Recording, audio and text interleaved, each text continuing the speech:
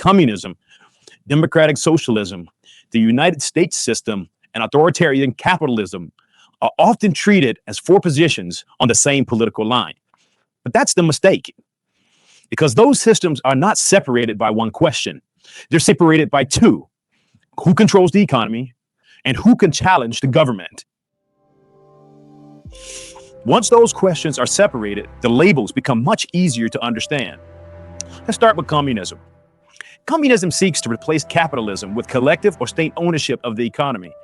Under capitalism, individuals and corporations can own factories, businesses, land, and other productive resources. Communism argues that these resources should instead be owned collectively or managed by the state on behalf of the society. The goal is to reduce economic inequality and eliminate class divisions. But there's a major problem. In many historical communist states, economic control became concentrated in the same institutions that controlled the power. The ruling party managed major industries, limited political opposition, controlled much of the media, and restricted challenges to its authority. The system was supposed to remove the power of private owners. Instead, it often transferred enormous power to the state.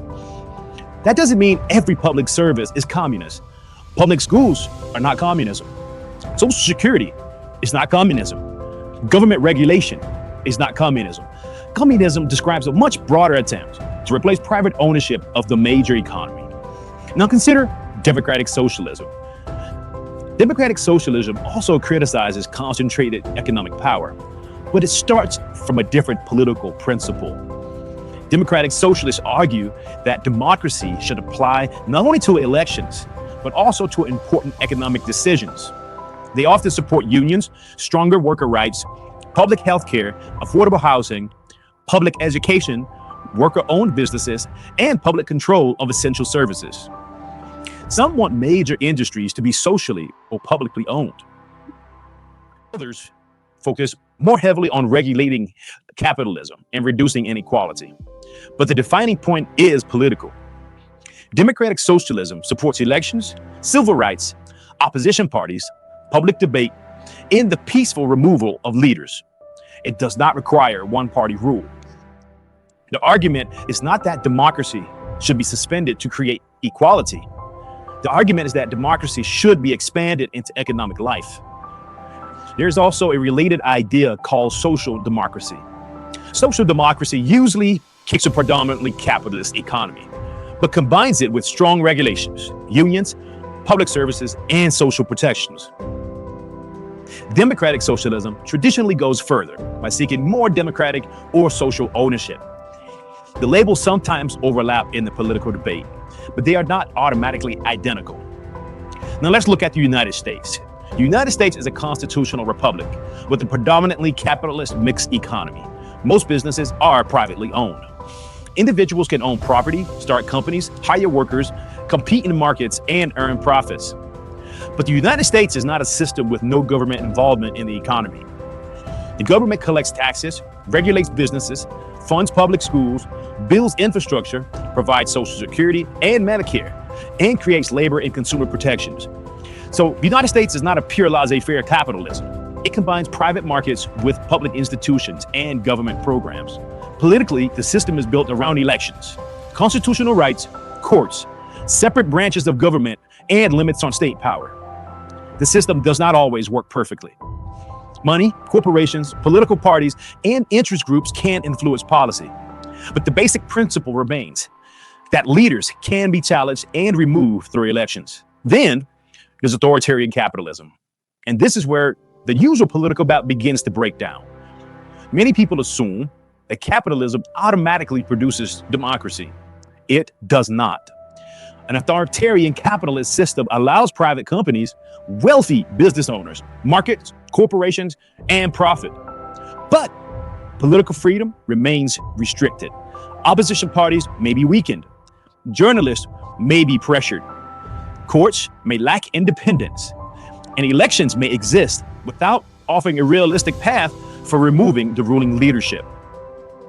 Businesses can succeed, but only as long as they do not seriously challenge the government. Companies close to political leaders may receive contracts, loans, licenses, or protection. Those that resist may face investigations, financial pressure, or punishment. So private ownership survives, but independent political power does not. This is the distinction political arguments often miss. Capitalism answers a question about who owns businesses and productive property. Democracy answers a question about who controls political power and whether that power can be challenged. They are not the same thing, and the four systems can be compared clearly. Communism seeks to replace capitalism with collective or state ownership of major economic resources. Democratic socialism seeks to use democracy to reduce economic inequality and expand public or worker control. The United States combines constitutional democracy, private ownership, markets, regulation, and public programs. Authoritarian capitalism keeps private businesses and profit while restricting political competition and civil liberties. The real difference is not simply whether government is involved in the economy. Every modern government is involved in the economy. Governments issue currency, enforce contracts, collects taxes, regulates businesses, and provides service. The deeper questions are these. Can leaders be removed? Can courts limit them? Can journalists criticize them? Can citizens organize against them? And can businesses operate without proving loyalty to the government? This is why not every public program is considered communist. It is why not every capitalist country is democratic. And it is why private businesses do not automatically prove that a society is free. To understand any political or economic system, do not look at only one form of power. Look at both. Who controls the economy and who can challenge the government? Because the label tells you what the system claims to be. The answer to those two questions tell you how power really works.